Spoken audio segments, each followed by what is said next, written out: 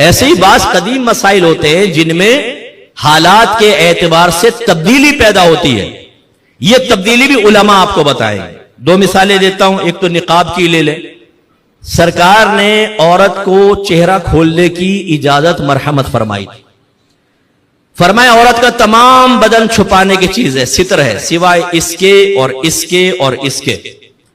چہرے کی طرف اشارہ فرمایا. چہرے کا پردہ نہیں تھا سرکار کے دور میں، نہ ہاتھوں کا نہ قدموں کا. لیکن جب تغیر زمانہ ہوا، سرکار کے زمانے میں اکثر عورت کے جسم پر نگاہ ڈالی جاتی تھی. اس لیے زمانہ جاہلیت کے شعراء کے اشعار دیکھیں، وہ عورت کے جسم کے مناقب بیان کر رہے ہوتے تھے. چہرے پہ اتنی توجہ نہیں تھی. یہ قلت ہو سکتی ہے، سرکار نے چہرہ کھولنے کی اجازت دی. آج ہمارا نوجوان اگر ایک برقع پوش نقاب کر کے جا رہی ہو تو کہتے ہیں کاش اس کا کس طرح نقاب سرک جائے تو میں دیکھ لوں کہ اندر سے چاند کیسا نکلتا ہے. ناراض مت ہوئیے گا میں الفاظ کہہ رہا ہوں، لیکن ہمارے نوجوان چاہتے ہیں لڑکی اپنا نقاب کھول لے، اس کے چہرے پہ میری نگاہ پڑے.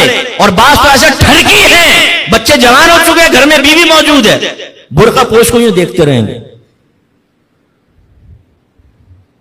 گھس جاؤ، گھر میں گھس جاؤ، اندر چلے جاؤ. یعنی برقعے کے اوپر بھی دیکھتے تجھے کیا نظر آ رہا ہے یہ بتا، لیکن ٹھڑکی کے ختم ہی نہیں ہوتی. تو جب علماء نے اس ٹھڑکی پن کو دیکھا کہ بھائی یہ تو خوار ہو چکے ہیں آج کل کے لوگ، عورت کے چہرے پہ نگاہ پڑتی ہے تو کہتے ہیں میرے تو دل لے گئی ساتھ میں، اور نوجوان نہ پڑھنے کا رہا نہ کچھ، ماں باپ سے بدتمیزیاں شروع کر دی، میری اسی سے شادی کرواؤ چاہے اللہ نے میری قسمت میں لکھی ہو نہ لکھی ہو، اور اگر کسی اور سے ہوئی نہ میں اس کو خوش رہنے دوں گا نہ خود خوش ہوں گا. اوئے ہوئے یہ فرعون آ گیا وقت کا، بھائی سارے کارخانہ قدرت اس کے ہاتھ میں آ گیا. تو پھر الٹی سیدھی حرکتوں پہ اتر آتے ہیں. تو پھر علماء نے فرمایا بھائی نقاب کرواؤ. دیکھیں علماء نے حکم دیا. ایسے نبی کریم نے فرمایا کہ اللہ کی بندیوں کو مسجد میں آنے سے نہ روکو. صحابہ سے خطاب تھا، لہذا صحابیات مسجد میں با جماعت نماز ادا کرتی رہی. پھر دور صدیق اکبر آیا، عورتیں مسجد میں آ کے نماز پڑھتی تھیں. دور فاروقی آیا تو آپ نے عورتوں سے کہا کہ اب کوئی مسجد میں نہیں آئے گی، اپنے گھروں میں نماز پڑھو. عورتیں چلی گئیں. بی بی عائشہ صدیقہ رضی اللہ تعالی عنہا جو عالمہ طیبہ طاہرہ مجتہدہ بہت بڑی مفتیہ تھیں.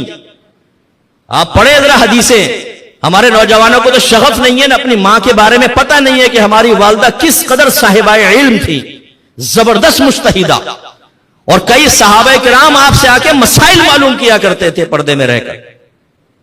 عورتوں نے جا کے فریاد کی. دیکھیں عمر فاروق نے مسجد میں آنے سے روک دیا.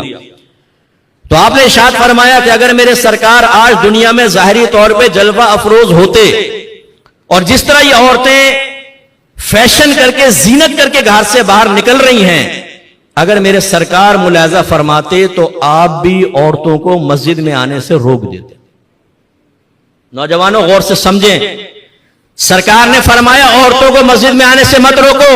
عمر فاروق رضی اللہ تعالیٰ عنہ نے کہا ہم روکیں گے. یہ بظاہر نبی کریم کی قول کی مخالفت ہے، لیکن آپ کی والدہ نے مسئلہ سمجھایا کہ بعض اوقات قول کی مخالفت ہوتی ہے لیکن عمر نے مزاج رسول کی موافقت کی ہے. اگر سرکار بھی ہوتے تو یہ حکم فرماتے کہ عورتیں مسجد میں نہ آئیں. اس کے لیے علماء کی ضرورت ہوتی ہے. تو آپ کے دلوں سے سب سے پہلے آپ کے علماء کی عظمت نکالی جائے گی. سوشل میڈیا پر بیٹھ کر ایک ہاتھ میں بخاری ایک ہاتھ میں قرآن لینے والا ہمارے نوجوانوں کے اذہان کو تبدیل کرنے والا کہتا ہے ان مولویوں کے پیچھے مت چلو، یہ تمہیں ہمیشہ گمراہ کریں گے، قرآن حدیث پر آؤ. وہ ایک حدیث بھی بیان کرے گا. ہم کہتے ہیں یہ تو حدیث بیان کر رہا ہے، بالکل صحیح کہہ رہا ہے، دیکھو بخاری کے اندر ہے. اور یہ علماء تو اس کے خلاف جا رہے ہوتے ہیں. میرے بھائی علماء کا طریق یہ ہوتا ہے کہ ایک موضوع سے متعلق ساری آیات لیتے ہیں، ساری حدیثیں جمع کرتے ہیں، صحابہ کرام کے اقوال و افعال و اعمال کو جمع کیا جاتا ہے، پھر سب پر غور و تفکر کر کے ایک مسئلہ نکالا جاتا ہے.